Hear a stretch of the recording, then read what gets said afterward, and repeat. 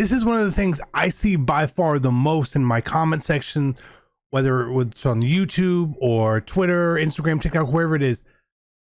How do you have this team with the coins for no money spent? I'm going to tell you guys exactly what I have done and the things that you guys can do to be the best no money spent player possible.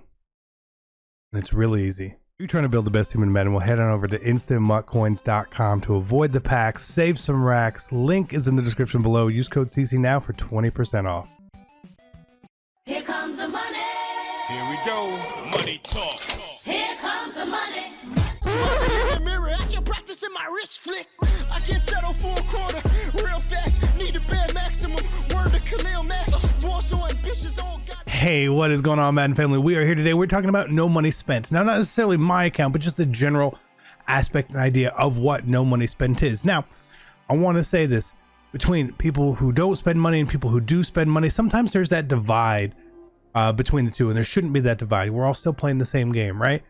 But I know a lot of times when it comes to MUT, and it's the same way with absolutely everything in life, there's two ways to sort of accomplish something: time or money.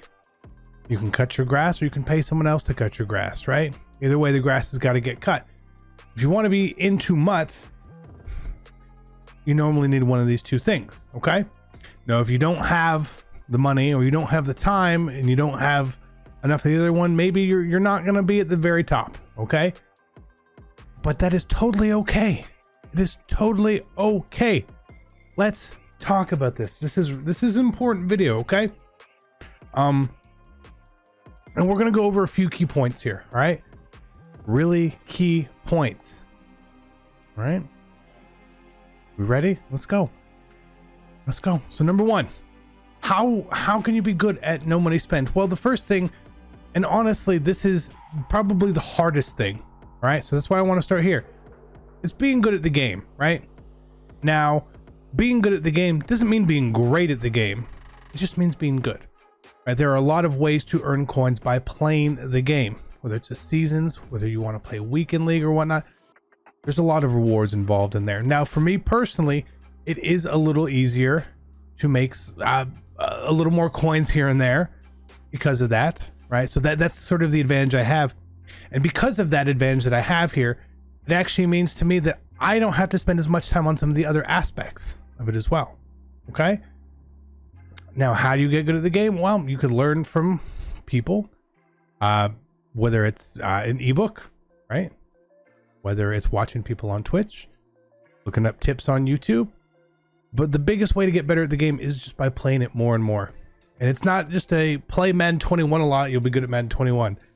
The more you play Madden in general, you will understand and realize the concepts of how the game works and what works best. And the best thing you can really do is follow along with other people who are successful at the game. See what they are doing. Don't necessarily have to copy them or emulate them, but conceptually you can have a pretty good idea. So that's the first thing. But again, that is the hardest thing out of everything we're going to talk about, is being good at the game, getting better at the game. That's number one. Now, number two here is the easiest thing you can do, okay? Now, we all get too fixated on that number in the top right there. It says 96 overall. Well, he's got a 97, he's got a 98, he's got a 99. Don't worry about that, okay? That number is really artificially inflated. In this year's game, more than ever. There's one thing you guys will always see. You see that we always have coins on this account. And I get comments constantly, CC, why don't you power up these players? Because you don't have to power cards up. For two reasons. One, paying for a +1 is expensive, right? It's a lot of coins. And two, is it really that different? No. So for the first part of it, it's expensive. It's really expensive. Why do I have so many coins? Because I haven't wasted any coins doing it. Not buying the power up, not buying the training to power the cards up, not buying the undercards for them. Every card I have powered up on this team is either from a power-up pass or a Nat card. Whether it's DK Metcalf or Randall Cunningham or Jamal Adams or Derwin James or Deion Sanders. That's it. There's nobody else up here who is powered up. And that is the main reason why. You are much better off spending these extra coins on other cards and upgrading your team in other places. Yes, we could power up Randy Moss and he would be 98 speed instead of 97. We know speed is king. But when he came out and the 26,000 training, it was going to cost me around 200,000 coins or more. Plus the power up, which is still 30,000 coins. And even with today's market prices, we're still talking 150,000 coins. Well, 150,000 coins actually will buy you a 95 overall right now. That's not bad. You have to pay for a 95 to power up a 96. Is that right? No, it's not really. That's why we have so many coins as the baseline right there, is because we have saved millions of coins. I've been able to do silly things at times on this account, but not powering these cards up has saved me a ton of coins.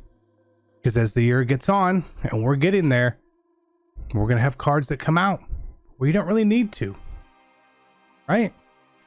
Now, the second part of it is why you should power up cards. And the only reason why is A, power up passes, right? Or B, you're trying to reach certain thresholds. In this case, abilities within the game. Outside of that, if you are coin conscious, do not power up your cards, guys. It is not worth it in the long run. I promise you that. Now, the third thing you can obviously do is play solos. You can grind out the solos. You can grind out your levels. You could grind out solo battles, right? The problem with that is that there is typically a finite number of things you can do. Eventually, you will have played every solo. And solo battles, while it is there and it exists, there's disconnect issues. It's really boring, but there are still coins that you can technically make there. It really is. And if you really want to, or you get really bored, load up on a farm account. Why not, right? You don't have to transfer the cards over. If you just enjoy the collecting aspect or the opening packs aspect of the game, by all means, you could do some of the more silly stuff over there. And when you run out, maybe you grind out another account. That's totally up to you. That's a whole time thing right there. Now, for me, that is one thing that I am not the best at on this account, simply because of the time investment it does take. I've played most of my solos. I haven't played all of my solos on here at all. And that's okay. I don't even play solo battles on here. Again, it takes time and it's boring and it's not really where I want to spend my time. Me personally, I would prefer to play online. Not everyone wants to play online, so there's that option. That's one place where I'm not gonna lie, I falter.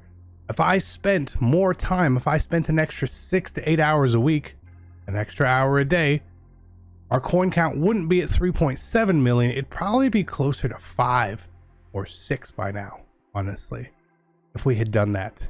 But again, I don't have the time, and I know not everyone has the time.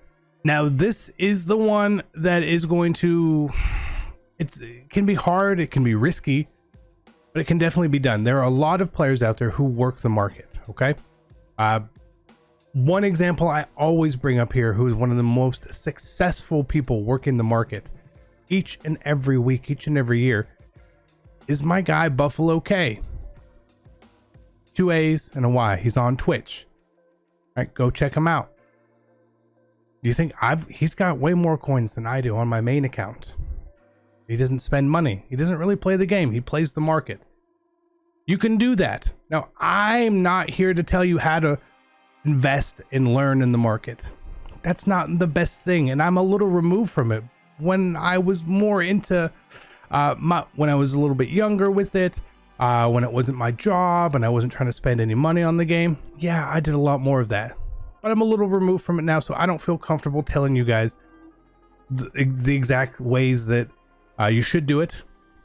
And honestly, at this point, I would be repeating what others say. And I don't feel comfortable doing that. But if I did do that as well, my coin count would be a lot greater. And it goes up more and more and more as the year goes on. One real simple thing that I look at on both of my accounts are limited edition cards. When they are in packs, when they're really coming out of packs, we're not talking about the honors cards. Look at someone like Antonio Cromartie, okay? A really good example. Or Justin Reed when he was a limited edition. These cards actually hit pretty cheap prices. Really not bad prices at all. 450k, less even. But when they come out of packs, especially at the beginning of his series, you know he's not getting a Redux card for quite a while.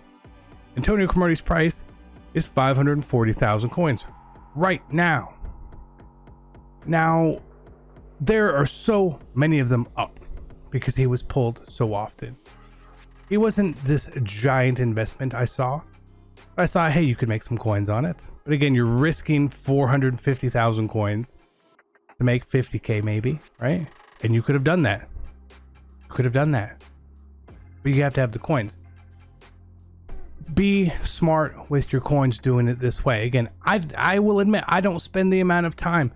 And one of the reasons I don't spend the amount of time doing this is because I have made this account and we've made the No Money Spent series on YouTube for you guys to show you that it is all possible, right?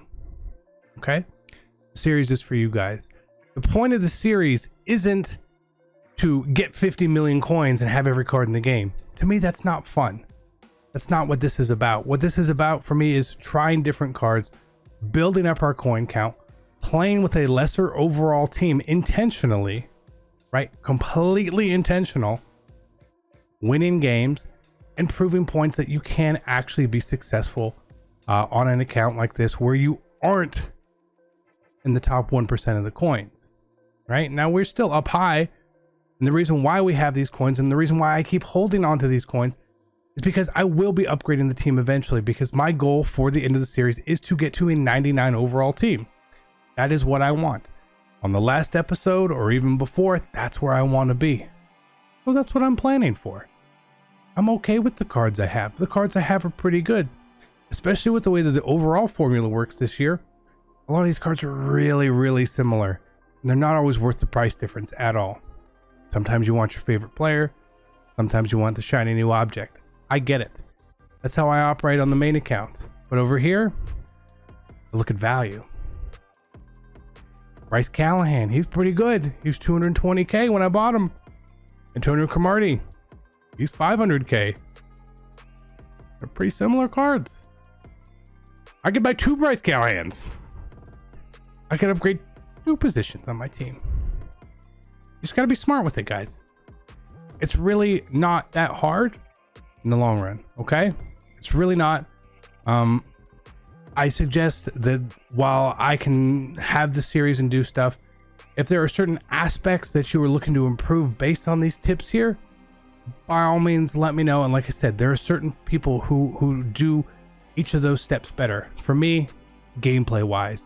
For me, not spending the coins and holding on to coins, right?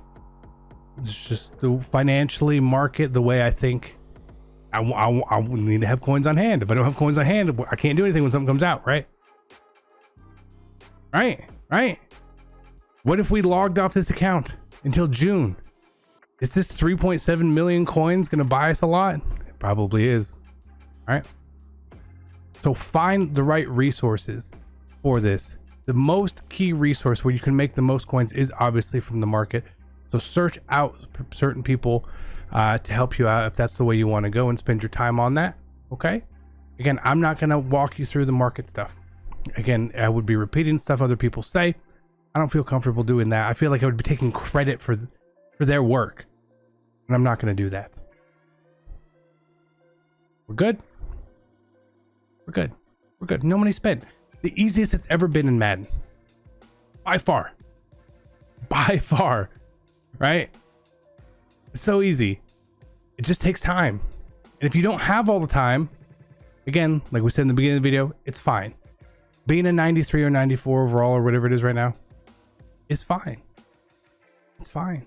If you don't want to play for a while, You want to build your stack up, sell your team in the right time, do all that sort of stuff. Lots of ways you can keep making coins. So I hope this was helpful. I really wanted to just sort of emphasize those certain points instead of responding to comment after comment, and be able to direct a bunch of you guys in the proper ways.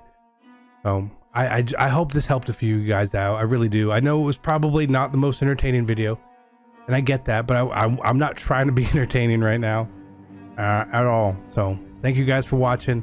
Again, I hope it's helpful. We'll catch you guys next time. I'm out. Peace.